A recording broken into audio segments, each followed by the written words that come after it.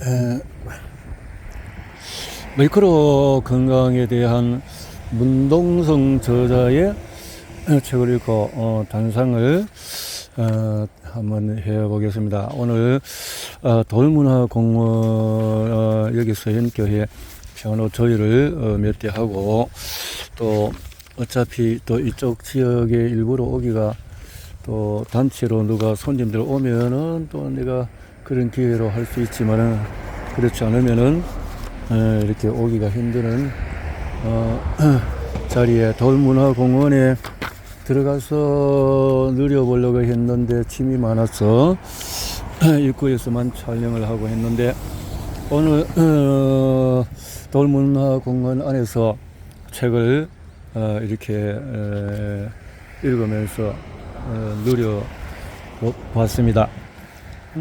오랜만에 마이크로바이옴이라는 것이 얼마나 또 중요한 것인가 하는 것을 다시 한번 생각하게 되었는데, 그러니까 문동선 저자도 이 후성 여전학적으로 이 건강식품에 대한 어떤 제대로 된 공부를 하시고 난 이후에 굉장히 비만했던 그분이 아마 이렇게 마이크로바이옴, 이런 장내 미생물이 이렇게 우리에게 다양하다라는 거, 또 그렇게 우리 미생물이 25%만 돼도 유해균이 15%가 되면 증강균이 유익균의 역할을 하게 된다. 그런데 우리가 또 이 잘못 뒤바뀌어버리고 항생제라든가 안 좋은 가공식품들, 이런 것들이 우리 몸속에 많이 들어오면 유해균이 우세가 되어지고, 유해균이 우세가 되어지면 증강균들도 유해균을 따라서 그렇게 역할하기 때문에, 그래야 장내 누수 증후군이라든가 다양한 질병이 올 수밖에 없다라는 거죠.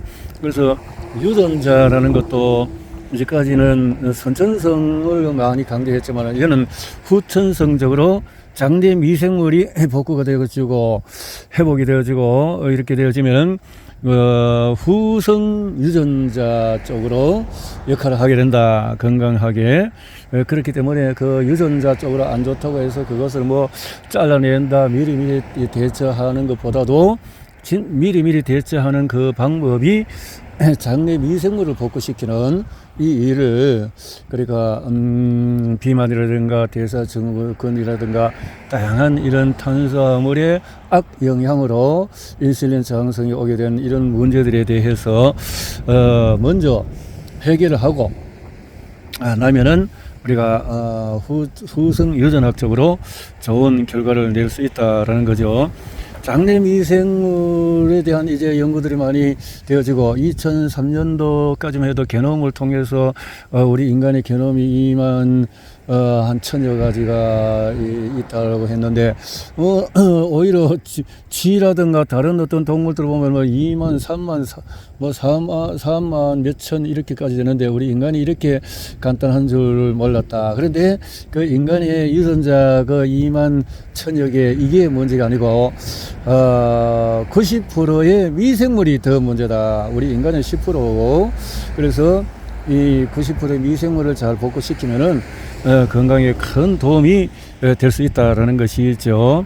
그래서 이런 것들이 잘못된 해로운 것이 우리 몸속에 들어오면은 장내 누수근이 누수 증후군이 생기고, 그러면 장내 누수 증후군이 생기면은 이것이 미주신경을 통해서 머리까지 타격을 받는다는 거지. 그래서 치매라든가 알츠하이머라든가 등등의 여러 가지 질병의 요소가 뇌 질환에까지 연결되는 게 장내 미생물이 잘못되면, 그러면 이제까지 잘못 먹었던 항생제라든가 이런 것들이 얼마나 악영향을 하게 되었는가 알 수 있죠.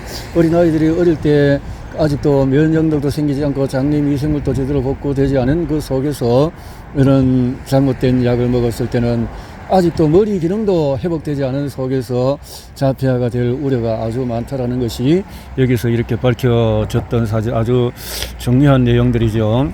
그래서 이런 잘못된 것이 들어가면 염증을 일으키고, 염증은 결국은 이제 나중에는 암까지 일으키는데, 염증이 복구시키려고 하는 우리 면역의 T세포라든가 이런 다양한 이렇게 면역세포들이 역할을 하게 되는 것이 좋은 면도 있지만 한편으로는 아주 위험하게 되는 일이 뭐냐 하면 염증을 회복시키고 하려고 하다 보니까 콜레스테롤이라든가 이런 것들이 혈관을 막게 되는 결과가 과잉하게 되어져서 그러면은 이제 심장마비라든가 이렇게 유발될 수 있기 때문에 근본적인 원인은 이 염증이라는 것을 해결해야 되는데 염증이 좋은 것들이 오메가3 같은 것, 또 오메가, 3 계통의 다양한, 것들과 또 식이섬유들이 같이 복합으로 했을 때, 또 프락토 올리고당이라든가 이런 것들을 복합적으로 했을 때 염증 해결을 하고, 또 이런 염증 문제가 있을 때는 비타민 C라든가 A라든가 이런,